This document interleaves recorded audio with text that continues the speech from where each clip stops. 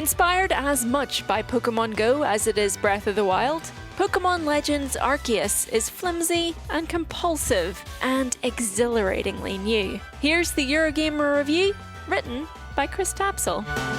Part remake, part prequel, Legends Arceus traces a sketch across the events of Pokémon Diamond and Pearl. The fourth generation of main series games that only last November had a remake of their own in Brilliant Diamond and Shining Pearl. Legends Arceus is set a long time before them in a kind of feudal Japan version of the Sinnoh region. Here called Hisui and scattered with great unspoiled basins of land where Gen 4's cities would be, plus a single settlement of Jubilife Village and a few weirdly Olympian ruins here and there. Legends Arceus' story is heavily and somewhat absurdly embargoed, considering the titanic flood of leaks ahead of launch. But the crux of it is this. You're part of the Galaxy team, recent settlers here in a land where humans are mostly terrified of Pokémon, where the Diamond and Pearl clans bicker over different versions of their god, and where some ominous rift in the sky has blasted a handful of noble Pokémon with a peculiar bolt of lightning, whipping them up into a frenzy. You have two jobs. Quell the nobles' frenzies, and help your pals in Galaxy's Survey Corps by catching Pokémon. Lots of Pokémon. This is where one of Legends Arceus' many departures from regular Pokémon games comes in, and arguably, it's its biggest. In this period, your Pokédex is a book, a physical catalogue of Pokémon caught and registered by hand. Rather than catching a Pokémon once and it being fully registered in the Dex, you'll need to fill out several smaller objectives to fully flesh out that Pokémon's page. The worry is that this might prove repetitive, and it can be, occasionally. But thankfully, it's a little different in practice to how it sounds on paper. There are a lot of different research tasks you can complete for each Pokémon. Catching more and more of them is one, but so is catching them with a backstrike, that is, donking them on the back with a Pokéball without being spotted. And so is defeating them in battle, seeing them use certain moves, on you or your squad, or as commanded by you yourself. And so is evolving them or even completing a special one-off side quest that involves that species in some way. The result, basically, is that you'll fill out plenty of pages without really realising it, just by working your way around Hisui as you normally would. Doing all of this gives you research points, a kind of XP that goes towards your star rank in the Survey Corps. As you rank up and progress the main story, delivered via missions as opposed to the side quests named requests, you'll then get access to new areas and new means of traversing the world, which means access to more new Pokémon and more research tasks to fill out. And on it goes. For a structural reference, think Monster Hunter as opposed to fully open worlds. It's a delightful loop, born of the kind of repetitive influence from the collectathon joys of Pokémon Go, a game that itself started out as a frightfully bare-bones reflection of the main series. A successful catch grants you the pleasure of a wonderful little fizz-crackle of a firework, and I am fully addicted to that sound, as well as an accompanying saliva-producing jingle and the sight of a few numbers going up. And who doesn't love to see that? It's compulsive, sure, but the process is intrinsically compelling too. The way wild Pokémon, more vibrantly animated here than in any previous game, are all hops, rolls, lumbers, all splashes, naps, growls and waddles. The way that they exist so unelaborately but with so much personality is such a simple treat. Fit for anyone that cares about the pleasures of observing animal life, that finding more and more of them is reward enough on its own. There's also a decent game of cat and mouse to actually catching them too. Different species have different temperaments, but generally, you'll need to avoid being seen, sneaking up for those backstrikes, dodging attacks when spotted, more on that shortly, or catching Pokémon while they have a snooze. There's more incentive to use different kinds of Pokéball here than in traditional games, as they have genuinely different trajectories and uses, and there's a little more thought required to how you approach a scenario before you go barreling into battles. Alongside catching comes crafting, something that's played a supporting role in Pokémon since the days of Kurt and his apricorns, which are back, but steps up to prominent view here. The one thing you'll find besides Pokémon in the areas of Hisui are crafting materials. Trees hold berries and those apricorns, which combine with materials granted by weird crystals that any of your Pokémon can smash to make Pokeballs, while other assorted gubbins will be dotted around the land and dropped from various wild monsters defeated and caught.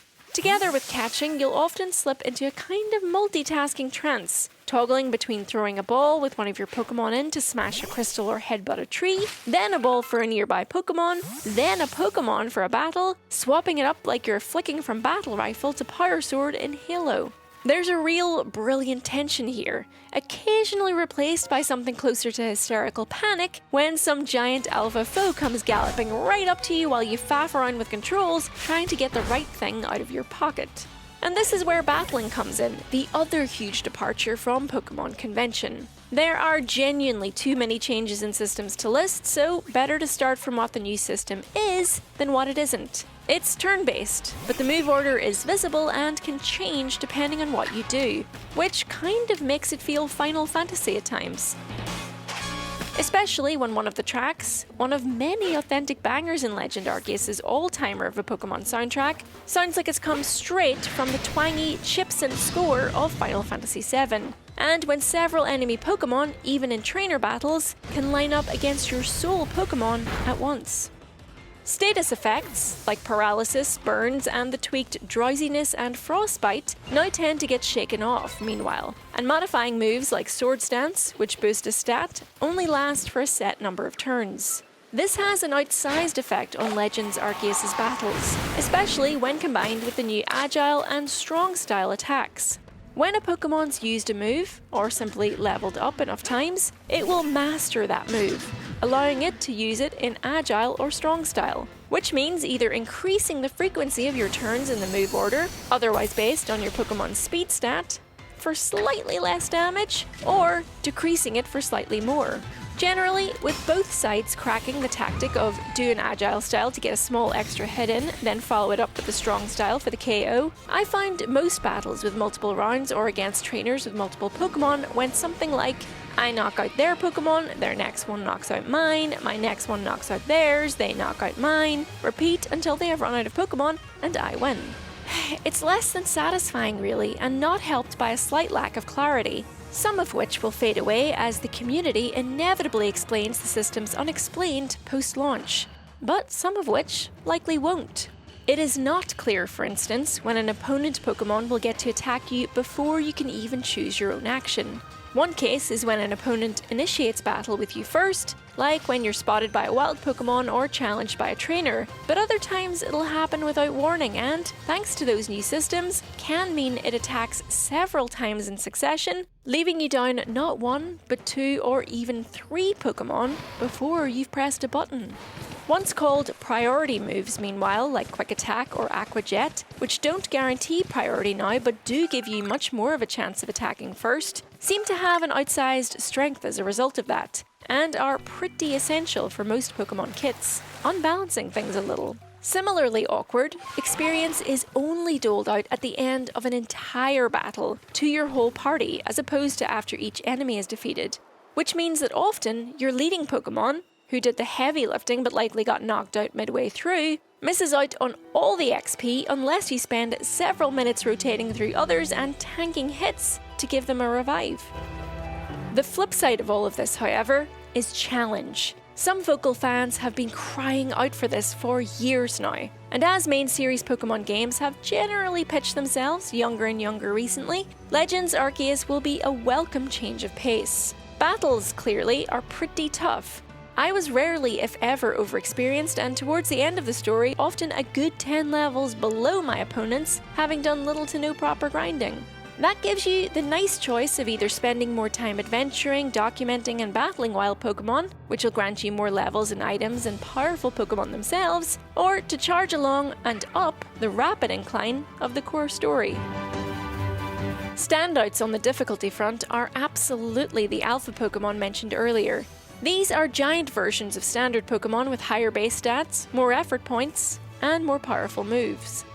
These are almost impossible to sneak up on without using items like smoke bombs in the wild, meaning they'll usually spot and attack you first. They spawn at well above the level for the area and usually well above your own, and they kick out mega damage. They're mini bosses essentially, and a whacking great invitation to a challenge for players who fancy it, especially if you want to catch them instead of simply winning. Now bosses, more new systems still. Nobles, for instance that Cleavor you've likely seen far too many times now being the first of them, are the final big challenge, replacing gym battles in a way as the main trackable mark of your progress. There are 5 in total, increasing quite significantly in difficulty as you go, and they centre on the final major change to Pokemon's formula. You, the trainer, can now be attacked and KO'd, which is where you'll black out instead of if you just run out of Pokemon that can fight. The boss fights themselves are so-so. Tense enough, but frightfully simple. Dodge attacks, yeet bombs at the big enemy until you have a short window to battle them with Pokemon, repeat. Enemy attacks get much more elaborate with much shorter windows of telegraphing, but ultimately, the battle is always the same, making the system feel like a bit of an afterthought. Compare this with actual Monster Hunter, where all the foraging, observing and grinding is part of gearing up for the big fights. In Legends Arceus, the two are completely unrelated. The noble battles feel like they were dropped in from another game entirely. Those nitpicks are compounded again by the technical state of Legends Arceus, which by modern standards, or depending on your mood, even rather unmodern standards, is really not great at all. There's regular pop-in, along with so-so frame rates and remarkably low quality textures. And this is just the stuff in the foreground. Animations, aside from the endearing characterizations of the Pokemon themselves, which rightfully take priority, are minimal at best, edging dangerously close to that infamously underanimated Zacian/Zamazenza that blankly turned on the spot during the climax of Sword and Shield.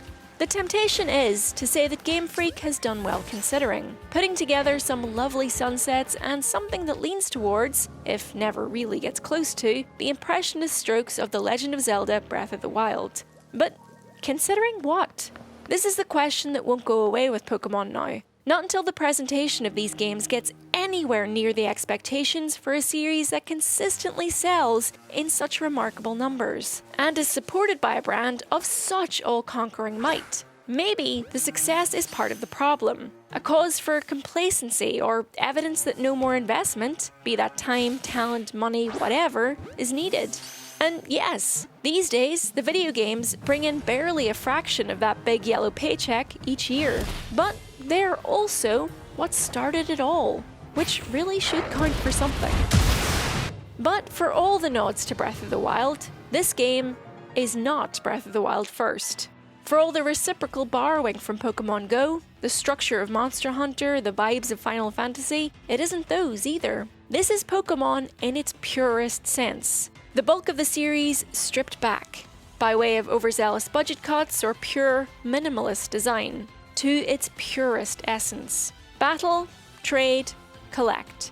Even then, there's a fraction of the trainer battles, nothing online, a mere option but no necessity to trade. Pokemon Legend Arceus is either this series' bare minimum or its purest form. We're still struggling to decide which that is. If you enjoyed this video, please do check out the full review on the Eurogamer site. There'll be a link in the video description below. And if you'd like to see us play some Pokemon Legends Arceus, then please do stay tuned for more videos later this week. Make sure to like and subscribe so you don't miss anything from us here at Eurogamer. There's a new video every single day, don't you know? In the meantime, thanks for watching. We'll see you very soon. Bye!